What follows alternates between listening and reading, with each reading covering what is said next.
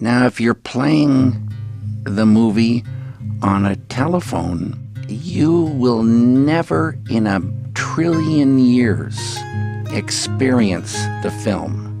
You'll think you have experienced it, but you'll be cheated. It's such a sadness that you think you've seen a film on your fucking telephone. Get real.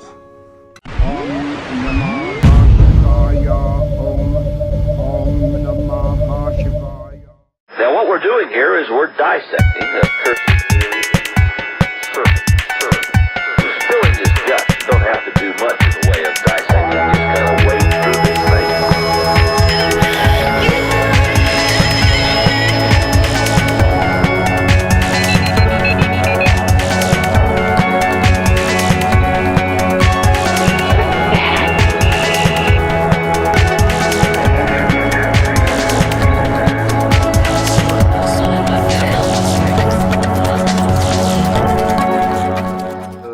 The Coincidence Control Network. I am your host, Joe Nolan. This week is the first week that we're actually going to hopefully actually capture our beautiful faces for you to see once and for all, taking the mask off. I feel like it's like Kiss in the 80s. Let's start this week with introductions all around. Kim Monaghan, you bravely handled the grave duty of being the host last week. I want to thank you for that, and I want to thank you a week before last. I want to thank you for that, and I want to thank you for your bravery and your calm, cool demeanor under fire. Thank you, Joe. There's not a lot of thanks being bandied around in this show. I'll take that. Mostly blame. It's all blame. Mostly, it's just blame. Oh, I was just assuming that was sarcastic. Oh, fuck. Yeah, right, exactly. Speaking of sarcasm, how are you this week, Frater, Isla? Are you just assuming I'm going to be sarcastic, or are you sarcastically asking me? I don't know, dude. We're through the looking glass. Come on, I'm doing fucking great, Joe. Just great. Oh, I'm doing fine. I love podcasting. It's awesome. See the professionalism. It's amazing. It's amazing. And Ken, our fearless leader, Ken, you'll notice, is doing his bit for charity by growing a pervy mustache. Yeah, it's true. It's a pathetic mustache. In a way, I should have waited a week to do the video because look, it just looks like bum fluff or something. It's not good. It looks like bum fluff. Oh, not this again. Right, okay. Last week we did this. But yeah, bum fluff's the British word for people that can't grow mustaches, basically. It's the wrong word for peach fuzz, Joe. Peach fuzz, yeah. That's okay. Yeah. Okay. Well, with those incredible insights, let's not lose any of the steam we have built up. Let's go dive right into it. Kim, no jokes here. Why don't you tell us a little bit about Ferguson and what's going on down there since the grand jury decision went down? Get the British guy to do the American story. It's like I'm always watching the BBC News. It's the same thing. So you're gonna make me put? I've worked on Ferguson jokes all day. I've got a raft of them. They're all hilarious. There's so much hilarity in the situation. No, I haven't got any jokes whatsoever. What I was after actually was an appraisal, because this is one of those things that you like to do in America. Before we started the show, I explained to you that we've eradicated racism in the UK, and you guys seem to have this problem on not quite as regularly as you have school shootings, but it's like something you like to bracket between the school shootings. You like to have race riots every now and then. So can someone explain to me, now that you have a decision on it all, and it was a contentious decision to say the least, can I have the American viewpoint on it? Because it has made the news here, but it's not as important as British stuff to British people. So what do you two think? I did see something on the internet. Didn't Anonymous take over the Ku Klux Klan Twitter feed to out, is his name Wilson? Officer Darren Wilson, is it? Didn't they take over the Ku Klux Klan Twitter feed and out him as a Ku Klux Klan member? And if so, didn't it have some sort of effect? Is he a Ku Klux Klan member? Can someone explain to me? I haven't come across that. I know about the Op KKK they were doing because the Klan was threatening to attack protesters, but yeah, I hadn't heard anything about that one. It might. Well, that's the problem with anything you read on the internet, isn't it? It may have been made by someone with Photoshop, or it may be an actual thing. So here's what I've been able to find just right now. So this came out today. So it says a mole within the St. Louis County Police Department is feeding information to Anonymous. Hold on, my little page just went down. A mole within the St. Louis County Police Department is feeding information to anonymous hacktivists trying to prove a link between Darren Wilson and the Ku Klux Klan. While the world is focused on the fallout from the grand jury decision announced on Monday not to indict Darren Wilson, online activist group Anonymous is continuing its goal of producing conclusive evidence that there is a major link between the Ferguson Police Department, where Wilson worked, and a local brand of the KKK. So I guess it sounds, at least according to this article, like it's kind of hearsay that Anonymous claims is true, but they're still trying to prove it. And the paper here, the IB Times, which is a .co.uk publication, by the way, is saying that they've got moles inside of the police department who are helping them do that. So it doesn't seem like there's anything. Last week, Anonymous announced that it had evidence which proved the link, but could not publish it as it would endanger the life of the source that provided the information. So I'm not sure where we're at with all that. But, I mean, does it matter if he's a racist? I mean, the fact that, to me, this is just, basically, it seems like, every time something like this happens, they dive deeper into it, and then they come out the other side and say, no, according to the laws and according to the way that police are supposed to behave, shooting yet another unarmed black teenager is okay. You know what I mean? So I think, it doesn't matter what motivates it. The fact is that it's unacceptable that that kind of behavior is not only unpunished, to a large degree, but it's justified over and over and over again and explained away as something that's, just a necessary part of police work. And what about the officer? And what about you if you were in that situation? What would you do? And it's like anything that results in somebody unloading their weapon on someone who doesn't have a weapon, I don't know.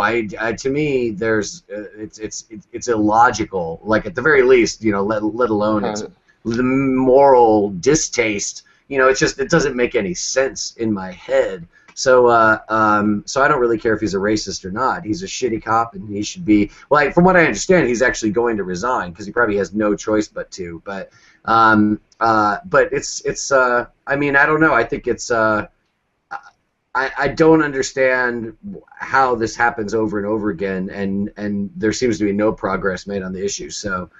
I think, like many Americans, at least among my friends and such on social networks, I mean, most people I know today are just like, I'm not surprised by this, but I'm also just sort of crestfallen that that this can just continue to go on over and over and over again. So. Right, but Joe, at the same time, I mean, think of how many years it has been going on, and nobody ever said shit about it. You know what I mean?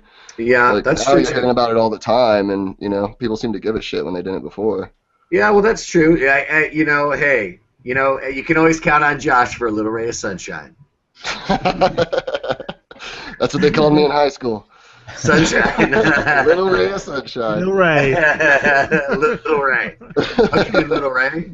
That's great. That's why I said. That's your hip hop name. Hey, Little Ray. That's my actual name. Josh is my pseudonym. Yeah. How many pseudonyms have you got? Yeah, it depends. It depends on the days of the week and which moon state cycles. Yeah. Yeah. Well, you said talking about Ferguson. I just think it's like one of the. I mean, the police here. Of course, we do have police brutality, but it's on kind of a different scale in the same way that we don't have armed police generally. Mm-hmm. And I know you're a much bigger country than we are, 5 times the population or something, but you also tend to shoot a lot more civilians, your police officers, I've noticed, I don't know. When was the last time a police officer in this country shot dead an unarmed civilian? Not that long ago. About 2 years ago.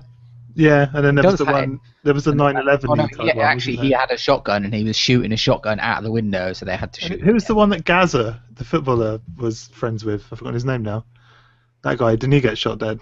The one that was like hiding in the countryside. You remember who he was? Nut job, yeah. Mose? No, it wasn't. I can't remember his name now. I can't remember. Yeah, he camped out and ran away from the cops for about 2 weeks. And Gaza went in and tried to intervene. And if you know who Gaza is in England, he's the last person you want going into he's like drunk Jesus. Yeah. All right. Sounds awesome. Well, it is awesome for the public, but it's not awesome for him. Well, what are the rules with the? Because I thought none of your cops carried guns. Some of them do. How does that work? The ones in airports seem to. Like yeah, because. And are they the only ones shooting people? Maybe the common denominator is cops with guns. Well, no, actually, weirdly, I don't think anyone has been shot at an airport. It's always we have armed police, but they get sent out for the odd person who has a gun. They get sent out specially. And just wander around. But This anyway, seems like basically, a better policy. well, it starts to add up, doesn't it? All the evidence is there if you care to look at it. So essentially, what I'm saying is, buck your ideas up, America, and stop making bad decisions. There's no way he could Fair be enough. a policeman anymore, is there? Really? I mean, there's no way he could do it anymore. No one. Yeah. The minute he went out and tried to arrest anyone, people would just lynch him in some way. No. You know? Yeah. Well, Totally. they've It's like managed this to arrest riot's nearly. happened because of me. There's, you're the riot guy. They'd be like, oh no, here comes the riot guy. Right. There's no way. There's no way he's going back. At least you know who's coming. Yeah. Right. Yeah. It's just always a riot guy. He saved a cat Like from a a tree. constant protest right around him at all times. Anonymous masks everywhere around him. Yeah. Yeah. So, I guess if you're worried about your mental health and you've had a bad day or something, you can always think, well, I can always join the police force in America and I can shoot at least one person and get away with it. It's like you seem to have this quota. Every officer gets one. Maybe that's like a locker room thing they have. When are you going to take yours? I don't know, man. I'm going to wait for a really bad day. Today was bad, but I'm going to wait for a really bad day, and then I'm going to offer mine. Then I'll get my pension. Then I'm going to go and live in a little cabin and offer hitchhikers. Write a manifesto. Yeah. Right. You say cabin, I say manifesto. Ken, why don't we move on from, because we're getting to devolve into jokes, and I think we're going to get into dangerous territory. So why don't you tell us about? When Kim took over, the whole show was like this. It was. It may well have been disorganised, but you'll notice we didn't repeat an entire episode. We only repeated one story. We only repeated one story, and I also didn't know what episode it was. But other than that, it was golden. Joe Nolan, can we quantify story? What are my stories between 20 and 30 seconds? A good Nolan story. I love the fact that he did the same impression that I did as well. Just the crazy thing. It all felt a little deja vu. Let me put it that way. But I didn't know what to do. We were rolling. I had to keep the show moving.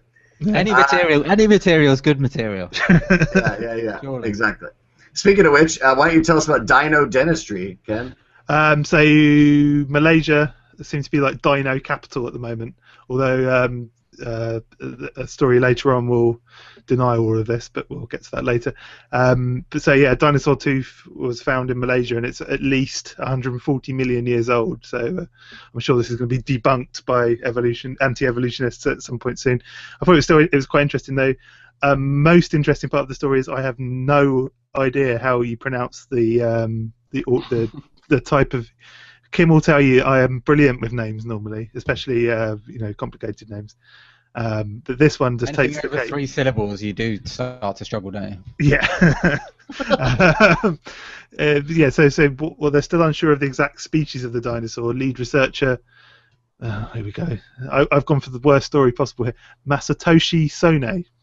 Yeah, that's probably okay. From the University of Malaysia, said the discovery means it is plausible that large dinosaur fossil deposits still remain in Malaysia. So they're keeping the identity of the locations. They're keeping the location secret. That's the word I'm looking for, so that people don't go digging up and screwing up their dinosaur finds. But they said we started the program to look for dinosaur fossils 2 years ago. We're very excited to have found the tooth of the dinosaurian order. Dinosaurian order, that sounds like an occult order, but anyway, it's a dinosaurian order called Ornithisch. I can't pronounce that. Is it Ornithischian? Ornithischian. Oh, there we go. Yeah. In central Pahang state. So, yeah, I don't know. That does sound like an occult order to me, though. Frater Isla, you're, a resident occultist these days. A dinosaurian order. Like a Lovecraft one, right? The dinosaurians. I think they're a spin-off of Theosophy. A much cooler one. Yeah. With, like, more badass costumes, I bet, too. Yeah, really good, like Stegosaurus costumes and stuff. Yeah. But yeah, no, it's cool. I think we either somewhere on City Now we did a story about the Malaysians found quite a big find and back. I think it was like Found a find. I found a big dinosaur find. I can't speak tonight. I don't know what's wrong with me. Sentences are not my friend tonight. But yeah, they had a big dinosaur find. There we go, the biggest one in a while. And it seems Is that a euphemism? Yeah. It comes with the moustache. I can't help it. Oh, nothing like a good dinosaur bone joke. Oh yeah. I like my bitches prehistoric. We've only got one female listener, Kane. Can we hold on to her? Oh yeah, true. Yeah. Sorry, Joe.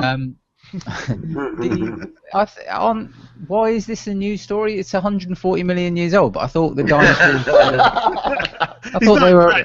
Not impressed by the ancient. I thought it was like 190 million or so years ago that we had dinosaurs. So this is like 50 million years into having dinosaurs, isn't it? Yeah. Is it not the age that's the nature of the story, but something else? Well, yeah, it's impressive to find a tooth that's 140 million years old. I thought. I know I'm not supposed to ask questions, but sometimes I like to do it. You're supposed to bring in stories about like retarded bats or something. It's great. CCN, where questions are crushed. On to me. That's the first time ever. That's the first for the podcast, let alone video. Just call me Snake Fist.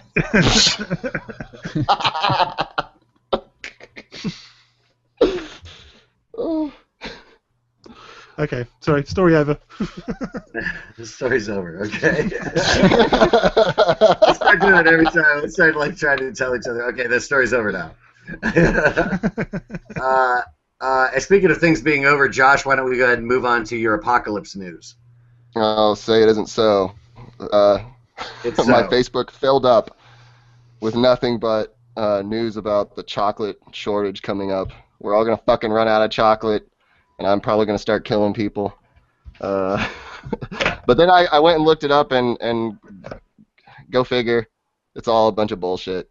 Apparently, the whole thing was popped into the news by candy manufacturers Mars Inc. No. Surprise, surprise. They're the ones who benefit most from that kind of story. Oh, that's so clever. Shock. Yeah. They think this shit Yeah. up. So benefits? they're saying by 2020 we're Follow the not money. going to be able to make enough chocolate to fulfill our needs. But a group called the Cocoa Organization, International Cocoa Organization, has said that that's a bunch of nonsense. So everybody can calm down. They do have ups and downs, but that's totally normal. And What are they don't called? trip. The Cocoa. The International Cocoa Organization. Yeah, that's what they want you to think they're called. Yeah. Come on, yeah. we know the truth here. It's a front for the Illuminati. Yeah, exactly. It's very. I'm a legitimate cocoa importer.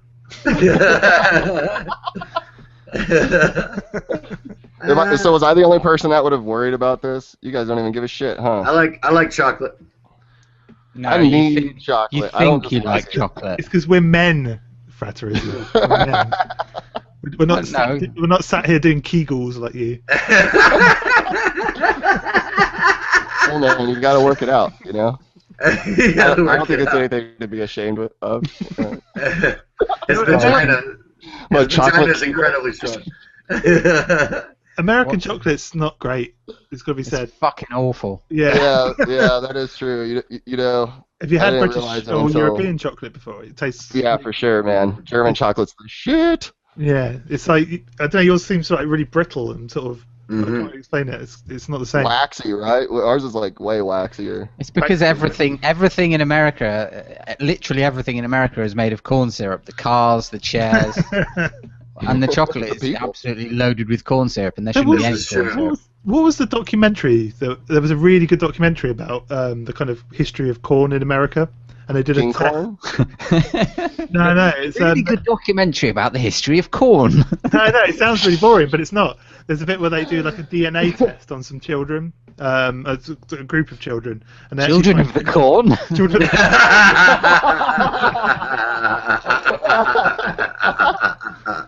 But yeah, they actually find in like some sort of corn in the DNA of these children. It's really fucked up. I think they take like Oh, hair that's samples. crazy. Yeah, it's because it's so prevalent, and there's like some whole history where there was like a tax relief, wasn't there, based on corn being made. Like, That still goes on, I believe. Yeah, it's There's going a on big- right now. There's a huge subsidy for corn, and that's really why we have the high fructose corn syrup, is because they got to do something with it. So they figured out this way to make this, toxic sweetener out of it. And then you've got to fucking read the labels of everything you buy to make sure you're not eating that garbage. you guys make better crisps than we do, though. Or do you call them chips? You call them chips, don't you? We call them chips, yeah. Yeah, I really like Cheetos. We can't get them here anymore. Ah. There's some sort of flavouring or e-number in it that is illegal in Europe, so we can't. But they taste great. They taste great. I over import them. You should see the amount of Cheetos I bring back with me from Florida. I think we can see some of the amount of Cheetos you bring back with you, Ken. He's sitting on a big pile of Cheetos right now. I've put those Cheetos in the bank. So is it illegal for you to bring them back too, or are they like contraband? I think Are you having no, to I like think wrap them in duct tape and like? I think it's legal to import them. It's just illegal to sell them in retail stores here or something like that. I see. The only Ken's thing got you like guys got right was It's like Midnight Express, me bringing back Cheetos. I know, yeah. The lamest version of Midnight Express ever. I love it. Hey fool! Hey, I got some spices. You've got some cat, man? Yeah, I've got some cat. It's a street name, right? Street name cat. Is that a small my. clarinet or your vape stick? It's I wouldn't call it a stick really. It's starting to look really haggard now. It looks like a detonator now. I wouldn't walk around with that in public. You'll get shot dead. Yeah, I probably will these days. In the current climate, I probably will do. So that thing about the chocolate apocalypse, was that I mean, did Mars they didn't make that up as like an interesting marketing hoax? They actually tried to perpetuate this idea so they could raise prices or something? Yeah, they got together with somebody. It was like a study, you know. But I don't know. I don't know the whole details for that, you know. I just found out when I was coming across this link. But they were being serious about it and seemingly. Yeah, they were being serious. Yeah, absolutely. No, it's not like a commercial. No. Yeah, they were doing an actual like press release, like this was real news. Huh, interesting. Well, And maybe fuck those who guys. knows? Maybe they think it's true. You know how that shit goes too. There's like Yeah, that's this true. guy over here says one thing, this one says another. And I also don't know the what was it, the International Cocoa whatever or whatever those guys. Yeah. Who knows what they have to gain too by So what saying you're other saying, guys. what I'm saying is, oh wait a second, clearly they're evil and they're conspiring to raise the price of chocolate. And what you're saying is maybe they're just good people who are warning us about this terrible thing. Well, Again, I want to Little Ray, say ladies and that they're gentlemen, evil Little Ray. too, but I'm trying to I'm trying to Ray catch sunshine. myself in my paranoia. I like it. That's good. That's good. That's good. I always let it slip out first, and then I catch it. and then reel it in, Notice. reel it back in. Yeah, as you'll notice. Yeah. The International Cocoa Organization are being conspicuous in their need to proclaim their dominance over the cocoa industry with a name that grand sounding. That's true. That's true. However, that doesn't necessarily mean that they are the go-to people. Right. Exactly my point, Kim. So lucid.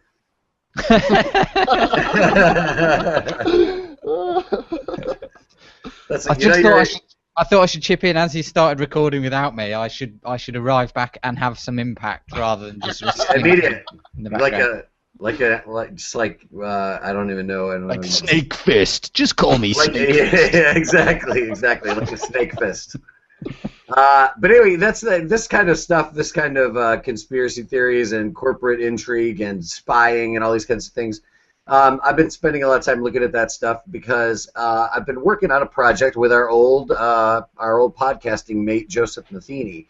He started this Flipboard magazine, and for any listeners who don't know what Flipboard is, it's an app-based magazine, platform that's optimized for mobile, phones and tablets and things like that. And it's basically an app that allows you to create your own magazine, and you can weave through content online and then just flip it, hence the name, into your magazine. So suddenly now you've got every article you come across about Jim Henson's Muppets can now go into your Muppet Mania magazine or whatever. Yeah, this is it. This is Flipboard. Yeah, exactly. So, so it's a pretty rad app actually, and then as a reader you can go through and pick different keywords, and then it will just automatically feed you articles that are about the things you're interested in, whether that's whatever it is you're into. I was going to be insulting or something probably, and I stopped myself, Josh. You see, I'm also trying to be a better person. So Kim could learn a lot from this. So anyway, but Joseph was kind enough to flip a few of my blog posts into his magazine, and him and I got to talking online, and I said, hey, if there's a way for me to make that easier for you, i.e. if I can just flip those in there for you somehow, I'd be happy to do that. And then he said, well, why don't I go ahead and I'll make you a contributor in the magazine, and then you can just put them in yourself and throw other stuff in there. And then about a week later, another author, researcher, kind of the same as Matheny, and I think these guys go pretty far back, David Metcalf, who I think he also knows Raymond and those guys probably because he's based in Georgia. He also is in there, flipping, content into the magazine. So it's a cool little magazine, and it's I want to particularly bring this up to you guys because at the end of the day, by the time we've all flipped all this stuff in there, pretty much it's like a great spot to go and find weird shit to talk about for the podcast. So if you're looking for something to look for, look in there. But don't steal any of my links because I'm probably already stealing them for the podcast. 'Cause I couldn't possibly be bothered to find more than one link. But it's a neat project. We can probably flip Sitting Now into it as well, can't we? I would have thought. I bet you can. Yeah, I'll be happy to do that for you, actually. Or talk to Joseph about it, and he might just go start doing it himself. But I think he might come on the show next week. I think good. So I think we might have Joe on next week. Or wonderful. The week okay, that sounds great. That'd be fun to get him back on. But anyway, it's a neat little project. We'll have a link among the links, so go check out the little magazine, catch up on a little bit of what Joe's interested in right now before he comes back on the podcast. And whatever, if you follow it, you're likely to get a good preview of things I'll definitely be talking about on CCN. So check out the Flipboard. Okay, moving on. Little self-promotion there. This says whose is this? This Ken's? Is this your link, Ken? It is. So Ken, do you want me to actually read this out loud? No, it's okay. So okay. I want you to though. So this video is currently going viral, and it's sort of the kind of the thing we've spoken about before. And I thought this had kind of died a bit of a death recently. The kind of anti-evolution. What do they call them? There's a name for Christians that I forgot what they call them. Creationists. Retards. Fundamentalists. Fundamentalists, creationists, that sort of thing. But this video, there's this brilliant video that's just gone up now. It's a homeschooler mum from America, obviously. No offense. But obviously from America. Yeah. She's a homeschool mum and conservative cultural critic who is called Megan Fox, but she's not, the sexy Megan Fox. She's the other one. Yeah. She goes to the Field Museum of Natural History in Chicago in this video, and it's about half an hour long, but it's so brilliantly stupid. You have to watch the whole thing. And basically, it's her going round this exhibition of evolution and critiquing every single thing in this museum. And there's just some fantastic bits where she's talking about one time she went to a different museum, and she's talking about how she saw this dinosaur that looked like a dragon, and how clearly this dinosaur is a dragon, but science is trying to just make it, it's trying to crush kids' dreams, and that bit's really funny. And then there's another bit later where they get to this bit where it's like Neanderthal man, and she goes, all they did was found a guy that had a big forehead, and they just made up that there's this entire. It's hilarious. Oh it's my one of God. the funniest things. I mean, honestly, it's like, and the weird thing is she doesn't look dumb, and she doesn't act dumb, but she's just the stuff that's pouring out of her mouth cavity is is just utter drivel. But it's hilarious. Not a troll. No, she's for real. She's definitely for real.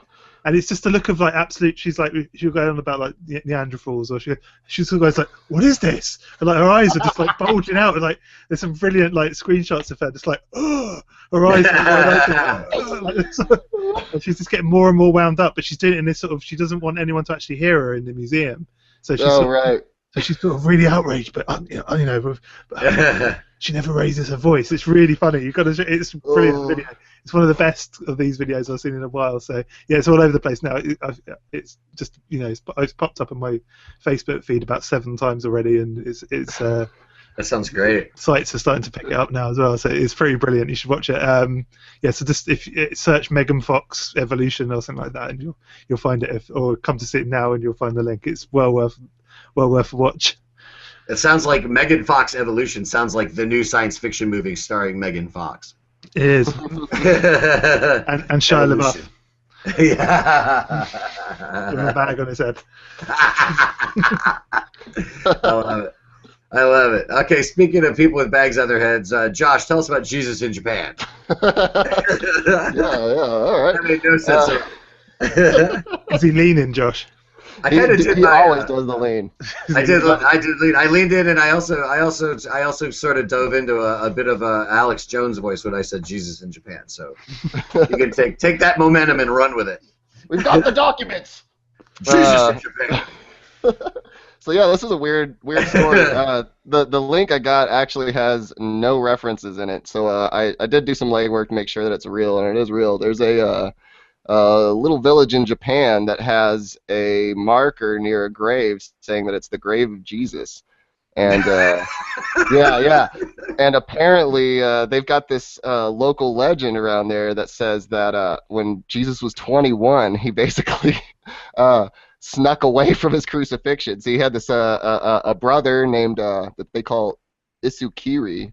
And apparently he secretly traded places with Jesus. So when Jesus was on the cross, it was really his brother, and the real Jesus was fleeing and ended up in Japan, where he apparently gets married and then has like 2 or 3 kids and just dies a happy fisherman. But what's weird too is apparently the people around that area have like a weird mode of dress. They have the women wear veils, and there's like a sort of like toga outfit that they wear that doesn't seem to match up with any other clothing in the area. So I mean, it's kind of weird. I always love like these weird alternate history Jesuses. Like the one about the Incas. Have you heard about this guy? Anybody, where Jesus visited the Incas during his lost years? I don't know. Is there anywhere he didn't go? Dude, Jesus, he was a fucking jet setter, man. Yeah, I mean, because there's all sorts of ones. I mean, like he was in Ethiopia. He was right. Well, then there's like when you say this Japanese one, that sounds very much like the Da Vinci Code sort of Holy Blood, Holy Grail. You know, he is like rendered unconscious but not dead. You know, he's raised from the dead, and then he ends up in northern France with Mary Magdalene and their children. We all know etc. he ended up. He's in America. I mean, have you not read Joseph Smith's definitive? But Right? Yeah. Definitive. But he was notoriously wise, and he would have had to come about that wisdom through some means. So maybe his extensive travels are the reason behind his Christ-like wisdom. Whoa. mind blown. My mind.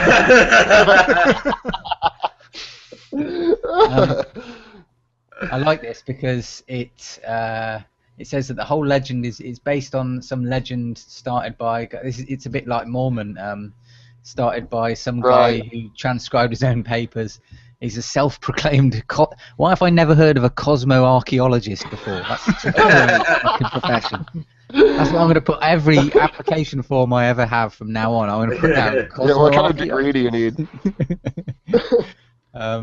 So yeah, this is valid. I don't see anything wrong with You any. need a BS and BS. That sounds legit. When are we going to publish the Gospel according to Kim?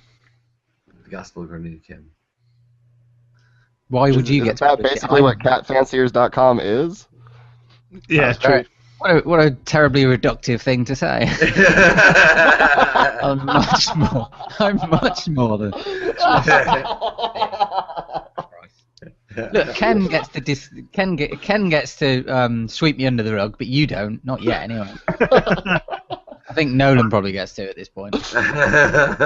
I've had years of experience doing it. You have to. You can't just sweep him under the rug after a year. It takes a year. Yeah, he only That's keeps it. doing That's it. my story. Story over. Story over. With my hands.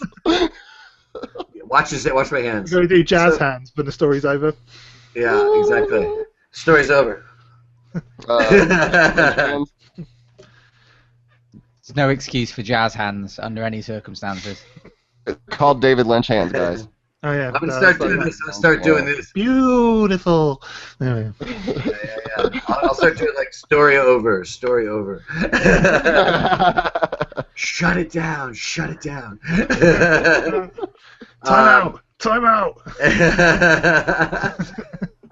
So from Jesus in Japan to Hitler as an artist, Kim Monaghan, take it away. Hello. Yeah, he was quite good. I didn't realise. I've seen Hitler pictures before and thought, yeah, it was no wonder he wasn't accepted.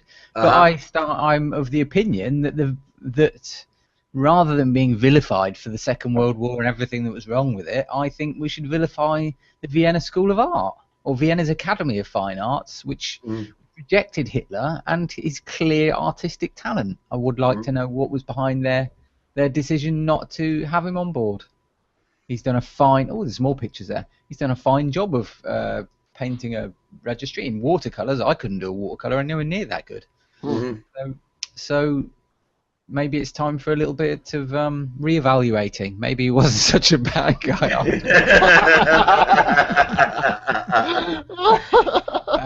And the auction had to be in Nuremberg, didn't it? It did, yeah, it had to be.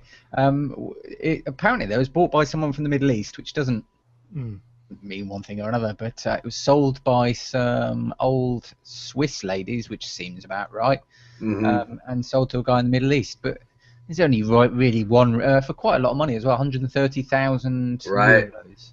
Yeah. So, but there's only one reason for buying Hitler pictures, isn't there, really? To raise him from the dead? Well, The obvious answer. Exactly. I wonder if DNA doesn't survive that long, does it? Does it? I don't know. You'd have to freeze it or something. But I mean, obviously, there would be some of Hitler's DNA on that painting because he spent however long painting it. So. And we'd have no idea what material he used to make the painting. Just saying. He's not. I think Hitler was quite clear on what was and wasn't degenerate art, Ken. I think using bodily fluids or elephant dung or anything like that was probably not the sort of thing he'd approve of. That's what he wanted you to believe. Good German paint with good German paintbrushes. That's what he wanted. And good German bodily fluids. That's, So anyway, yeah. So he's still selling pictures. I don't know. There was no moral to that story. Just a bit of a slow. But you are blaming the art school for World War II, is what you're saying. Yes. The Holocaust is because of if someone were to show you that picture, as with most any story or anecdote or anything else, you can't denude it of its credentials. But if someone showed me that picture and said, "Is this any good?" I'd say, "Yes, that's very good. Definitely, well done." But you're not an anti-Semite. That's why they did it. They knew it was. Well, no, I am. I'm just very quiet about it. Like, I don't let it go into my judgment of art. Yeah. You've got to keep things separate. Everyone's too busy. It's not. They didn't have social networking back then. It was okay to have different facets to your personality.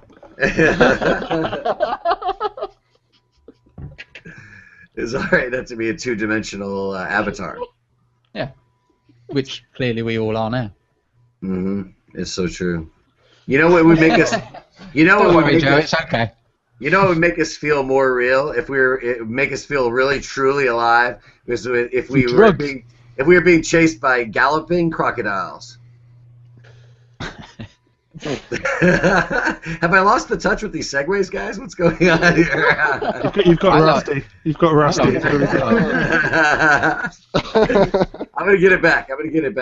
I found this link in The Guardian. For some reason, I'm finding all this stuff in your publications this week. Primitive crocodiles, which lived 100 million years ago, were good swimmers, but were also capable of galloping. And you should look at this link, if only because there's some really cool images of crocodiles and alligators, like fossil images, but there's these great drawings that sort of represent what this thing might have looked like, chasing after you at full gallop with his gaping jaw and his razor-sharp claws scratching their name in the earth. So it's pretty terrifying to think about being chased by a galloping crocodile. And evidently, maybe I'm scared of it today because thousands of years ago, millions of years ago, evidently, one of my ancestors was chased by that same crocodile, and that's embedded in me now because you know what happened? He survived. He killed it, and he survived, and that's why I'm here, because galloping crocodiles ain't shit. And that's the moral of this story. Why are you scared? If I had a mic, I would just drop it. Maybe when you're sitting down, the equivalent to stand up. What did you say that? Well, obviously dropping the microphone would damage the microphone, and I'm going to drop my mouse. I'm going to drop this mouse. Why are you skirting around? I know you say it's a galloping crocodile, but I can see several Latin names here for the species we're discussing, and yet you haven't chosen to use those names. Can you? Can you? Hold on. I'll try to. Let me see if I can manage one of them. I cared so much about the story, I already turned it off. Okay, hold on a second. Galloping crocodiles. I was more interested in the pictures, frankly, like with most of my reading. One is One is Caprosuchus saharicus. And saharicus is because these were found in the Sahara Desert, you see. And another one is called Laganosuchus thomastus. Was this one found in Mexico? Laganosuchus thomastus. What about the vicious Arariapasuchus retoidoris? I feel like I'm like reciting some ancient spell. I'm gonna conjure a galloping crocodile, and it's gonna chase me around the living room. That'll be good for the rest of the podcast. That was really nice, but but I don't know if I think Ken might be able to do a better job. Ken, are you willing to have a go at those? No. Well, I knew all the Latin names before I read the article, so there's no point me doing it. But of course, yeah. This is old school science news. You don't need to even bother with commenting. Basic schooling for a man of Kim's culture. Exactly. Yeah. So what does David Icke have to say about it? That's what I want to know. He's like, I told you. His TV channel got closed down, didn't it? Did it? He quit, and it didn't work out. I think I think real the reality, shame. Quit his own TV channel because it didn't work out. Well, I think the reality of actually running a TV station it actually occurred to him halfway through starting it, and he was like, "Oh fuck, I've got to do this all day." well, you know, the media's infested with the lizards, isn't it? So he was right. never going to have any joy there.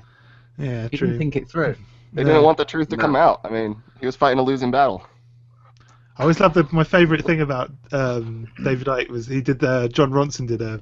Did you see that? The John Ronson document. I can't remember what it's called now. What was it called? The man. It was like you're right. It's like the man who did something. Hold on a second. I can't remember what it's called. It was really good. But there's a bit where he's in a car with John Ronson and they're driving past a gym.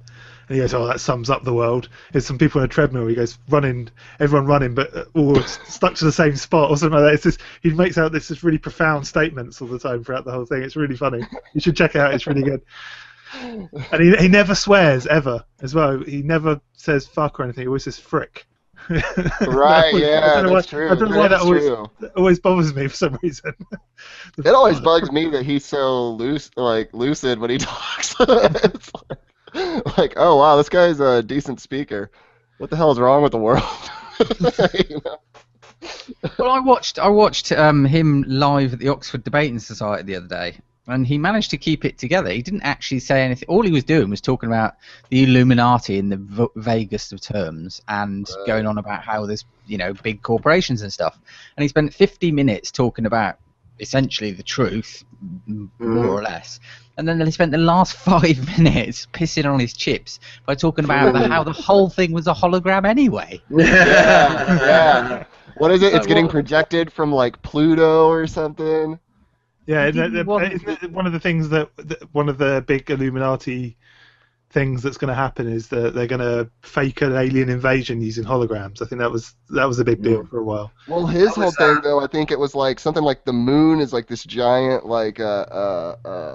dish that's like sending through this signal that's like tricking us into thinking reality is what it is, but it's really not, bro. And I think it's supposed to be like Pluto is like, fuck, I'm gonna mutilate this. I want to say Pluto is supposed to be like a machine that's like projecting the thing, and then it's like getting amplified by the moon. It seems reasonable. For sure. Well, it's interesting because I think that according to this, I looked it up real quick, and according to this, it's just called. It's an episode essentially of the secret rulers of the world documentary, and you can see these on YouTube. I've seen them there, and the one part 2 is called David Icke, the Lizards and the Jews, because they kind of get into it. Yeah, so they kind of get into his anti-Semitic thing. They talk about how different Jewish groups or whatever have him on their list as a guy who's there's a particular one, isn't there? A hater. Is it the Anti-Defamation League? Yeah, I think it is, and they have a guy, and he's got like a copy of one of his books, and it has all these note marks in it. Yeah, and it's a brilliant series. We interviewed John once, and he's amazing, man. I love him. We need to get him back on. We interviewed him a few years ago. Me and Raymond on Sitting Now for the other podcast, and he was really he's a good guy. Ken, is this your link coming up here? How did we not cover the space news? Yeah. How did we? This is what happens when Kim hosts an episode, and then I get waylaid a little bit. We landed a fucking robot on a comet. Come on. I talked about that in about 2 months ago, and then I said I was going to mention it again, and I failed to mention it. True. I did talk about it. I did talk about it 2 months before most of the media started. So. Okay. Well. Yeah. Okay. Follow up then, Monaghan. But then I'd be stealing your thunder, and I don't like. Oh no! Steal away. Really? Yeah, I set them up. You knock them down. Come on. Okay. Well, it was supposed to be a story about sending a comet, an object to land on a comet for the first time, and a 10-year journey, and the triumph of the European Space Agency. But of course, what it turned into was a story about a man wearing a sexist shirt and being forced to apologise for wearing a sexist shirt, even though he was partly responsible for landing an object on a comet billions of miles from Earth. That's my take on it, anyway. Are you saying that excuses sexism? That's the internet hate echo chamber, though, isn't it? It gets on my nerves, all this shit. But yeah. No, it seemed to be the story that it had more mileage than I wanted it to have, and I thought it was quite a good shirt. And he had Filey tattooed on his leg. I can't think of a much more committed man. But... What did the shirt say? Did you not see his shirt? It had semi-naked ladies on. They weren't even naked, like bikini. Was that it? On his shirt, yeah, that was it. Yeah. Hmm. Oh, did you not get this backlash? Backlash against this monstrous act of wearing this shirt? Yeah, we did. No. Yeah. Anyway, so but yeah, congratulations to everyone involved. Apart from the fact that, of course, your lander cost €1 billion, I managed to send back a picture of one stone. landed in the shadow of a cliff and died about 15 hours before he thought he was gonna. That's what they want you to believe, Kim. Come on. I have seen nothing on this show. I've already seen stories that it is an alien spacecraft, and I don't think anyone can come up with a better. What else? What other bullshit stories can we attach to? That the comet's an alien spacecraft, right? Yeah. Right. Well, one thing we also learned was that, according to the researchers at the University of Bern in Switzerland, the cloud of gas surrounding the comet 67P, which is the one they landed it on, smells like rotten eggs, horse urine, methanol, and formaldehyde. Odours not uncommon for comets like this. There you go. They stink. No wonder there's nothing living there. If those fuckers ever crash here, it's going to smell bad for ages. It's raining shit from the sky. Josh, I think we need you to give us some good news. So why don't you tell us about the Egyptian grimoire that got translated? Hey, Little Ray, get on this shit. We gotta. Oh, Little Ray. Yeah, this is something that's probably interesting to at least a few of our listeners. Coming right at you from Little Ray. There was a handbook of spells found in Egypt. They say in the title of this article that it's ancient Egyptian. I don't know exactly if you could use that word for it. It's definitely like post-Christian Egypt. Yeah, they've got this. This Little John into Come on, keep going. Okay. Okay. They've one time. 2 times. Shit, what was I talking about? Oh, right. So they finally got this thing translated. It's got a bunch of like cool little spells with how to get somebody to bang you, how to exorcise evil spirits, the usual good stuff.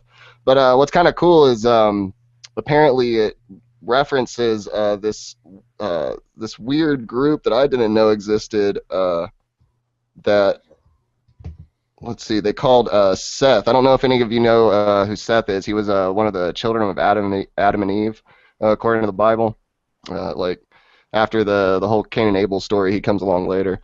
And I believe Noah was supposed to be one of his kids. So through that, all of humanity supposedly comes from this guy. But apparently there was a set of Christians that believe that Seth was himself the Christ. It's kind of weird. Apparently that all ties into this, though. So it's just kind of interesting. I would definitely go check it out if you're into that sort of weird shit.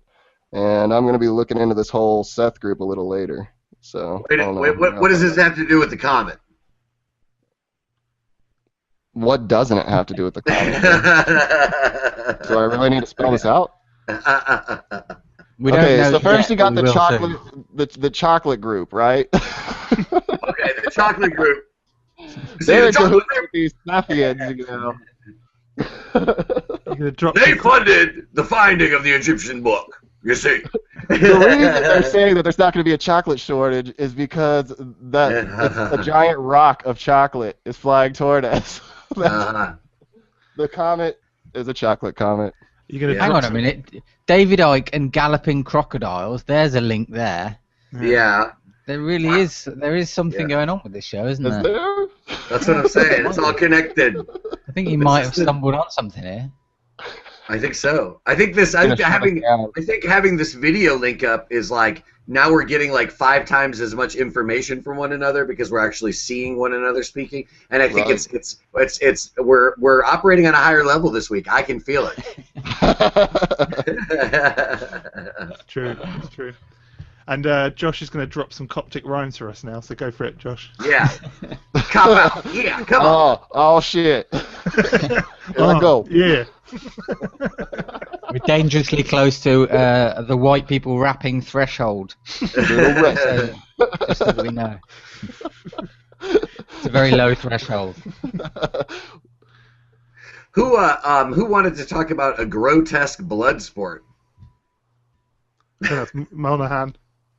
Who doesn't want to talk about that? Yeah. 3 links in one show. God. Still, it's okay to have troughs. Unbelievable. It means there's peaks coming. Okay, yeah. So I saw today that what's the word? Accessory for PlayStations and Xboxes and things that was being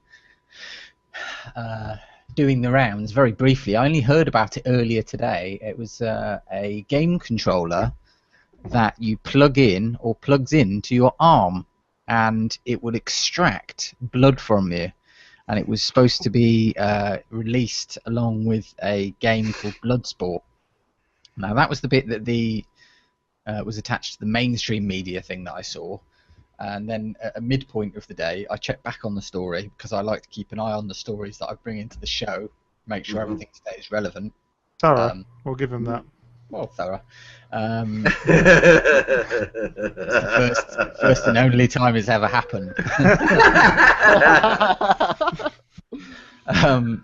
But they've suspected. So they were talking about the Kickstarter for this thing, and by about 1-ish this afternoon, they'd suspended the Kickstarter for it.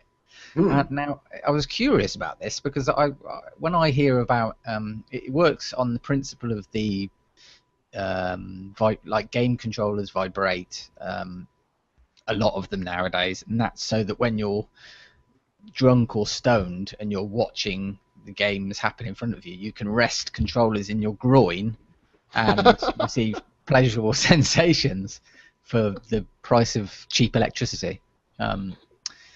So the power, that was a joke, the power supply, whatever it is that happens, well, it's a joke for other people, not for me. I actually do that. I've got a friend who does that. Yeah, there was nothing wrong with it. So the way that, however, keep talking.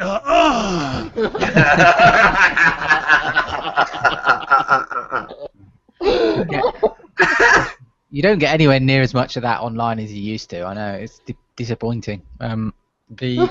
So this, anyway, the vibration mechanism was going to draw blood out of you for this video game, which sounds ridiculous, and clearly people have got upset about it. And that's why it's been Kickstarter suspended.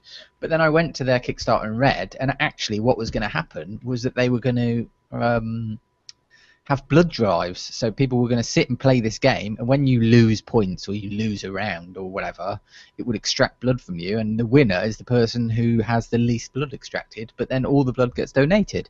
So it goes from being a ridiculous and pointless accessory or extension to an accessory to being a fun way to collect blood for people in need.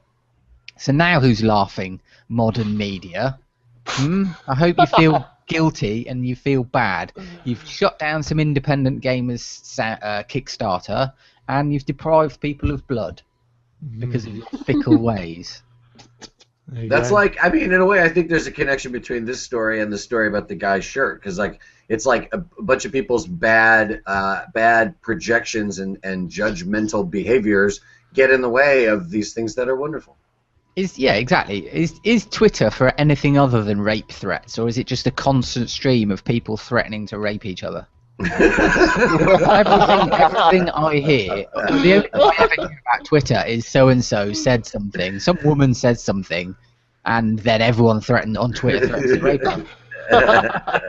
And that seems to be, I don't hear much, and other people are too scared to be on Twitter, so it's the problem with the internet. It's for the people.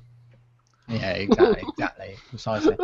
The other thing, I was interested in this company. They're called Brandon Grotesque.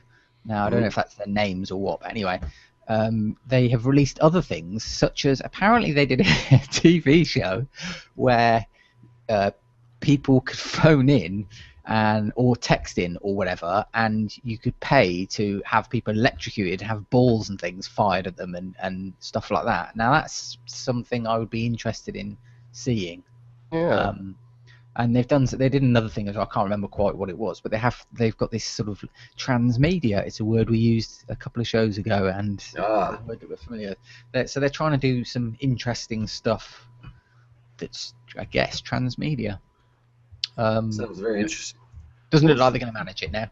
What happens if you're like really good at games? Do you just not give any blood? Or... Well, you'll never know about that, Ken. But I can answer that question. What happens when you're really good at games is that you have a stream of very attractive women asking you to show them your joystick. Yeah, it's a constant problem for Kim and I. You can see, if you look at the video feed closely, you'll see at least 3 or 4 women's faces in the background behind me. It may look like Bob Dobbs behind him, but it's not Bob Dobbs. Do you reckon it's like that? What's that thing in Star Trek? You know this, Kim, where there's that impossible maneuver. I forgot what it's called now, and Kirk beats it. It's got a weird Japanese-sounding name. The Kobayashi Maru. That's it. It's like the Kobayashi Maru. So it's impossible to win this blood game. Maybe that's how they get the game of blood. Well, there is a limit. Obviously, there's a limited amount of blood to be taken from you, but that could. There's some interesting scope for that going wrong, I suppose. But as they pointed out, you're not going to be playing it on your own, so I guess there'd always be someone there to monitor you. You'd hope. Yes. Well, what they actually said was that it's no fun losing blood to NPCs, which I thought was a fair point. Yeah. I don't think it's any fun losing blood at all, guys. No. I can't well, I would like to donate blood, but I'm not allowed to. Not because I've got AIDS or anything serious. You beat me to it in before. Nothing wrong with AIDS jokes. It's 2015, nearly 2015. If we can't make jokes about AIDS now, we're never going to do it. No, there's a whole South Park episode about it, wasn't there? It was when it was okay. It was finally okay to start taking the piss out of AIDS. Mm-hmm. And there's that whole episode they do about Magic Johnson and all that stuff. Oh yeah, he just uses money. Yeah. So anyway, that's how he beat AIDS. It's really good this year. Lots of money. They've upped the ante again, South Park this year. It's really funny again. Wow, I haven't seen it in a while. Yeah, me neither. It's probably the best. It's easily overtaken The Simpsons in my opinion. Oh yeah. It's brilliant. Dude, I haven't seen The Simpsons in a while either. There's a reason for that. It went shit about 10 years ago. But South Park's like the opposite. It sort of started off a bit duff and then sort of just progressively gets better with each year, whereas The Simpsons just died a horrible death. Yeah, I had to catch up with South Park because I watched it when it first came out, and I was like, this is nothing but shit jokes, you know? And then for years, I just wouldn't watch it, and then when I finally caught up, it was a little too late. I was like 3 or 4 seasons behind when the good shit started. That's good, though. I mean, you've got a shitload to watch. Yeah, you just binge on it. Mm-hmm. I wanted to talk about one more thing. I'm glad we got all the way down to this link because I found this to be pretty exciting. Today I was actually working on my blog and I posted a blog about that in the Jodorowsky movie, The Holy Mountain, there's a scene like right at the beginning of the second act where the hero goes on his journey and he climbs up to the top of this red tower. And my girlfriend Antonia pointed out to me that this is actually a connection through the band Blonde Redhead. It has an album out right now that the last name of the name of the album is the last name of this architect who created these towers in northern Mexico. And one of the towers is a giant red tower, and it turns out that that's what's in the film The Holy Mountain. The guy's actually climbing this actual tower, and they paint a little doorway on it that's not on the real tower. So I was blogging about that, and then I also found a story online that I flipped into our Flipboard right there that you're going to go to and to check out later. That had it was a story about that there's an animator, the guy who made a movie a few years ago that was called Waltz with Bashir, which was about conflict in the Middle East. Really gorgeous cartoon, really beautiful animation. That guy was nominated for that, Oscar nominated for that, and that guy has come forward and said that he is interested in talking to Alejandro Jodorowsky. He's actually got a meeting planned with him to sit down and look at his Dune project and see about making it into an animated movie. And as some of our listeners, and as you guys have probably already done, earlier this summer there was a documentary about Jodorowsky's original attempt to make Dune, before it kind of failed and the financing fell through, and then David Lynch eventually picked up the reins and made the film he made. Jodorowsky made this incredible, essentially a book that he built that has like the story in it, has all of the characters and their costumes, has the planets, has all this planning for the look of the film and everything ready, costumes, all this stuff, all these things that were worked on by H.R. Giger and all these things. Really amazing like cast of characters and people that he had like ready to go, and it all just fell apart. That's a great documentary, but the weird part of it is that it looks like because that documentary was made, that his movie may eventually be made by taking this essentially book of concepts and art and making it into an animated film. And they have a great line here where it says, I guess it's like they say, if at first you don't succeed, wait 30 years, hope someone documents your failure, and then wait for the offers to start rolling in. So that's a little ray of sunshine right there for Alejandro Jodorowsky. And that this has been a ray of sunshine for our listeners today. I hope it's not too presumptuous to say something like that, Ken. But it's like a double rainbow for them. It's a double rainbow. Whoa. Whoa. All the way. Apparently, that. All the way.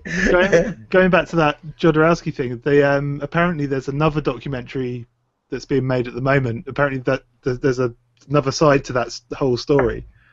And somebody else that was involved with that whole Dune process has basically called bullshit on that documentary, and at least the story in that documentary, and is now creating another documentary, showing it, telling it from the other side, apparently. Yeah. About Jodorowsky's Dune? Yeah, apparently, yeah. So it's like one of the producers or something who's going to say, this guy is batshit crazy, and that's why the movie never got made. Well, I heard about it. It was that director Del Toro. What's his? Guillermo del Toro, that's it, yeah.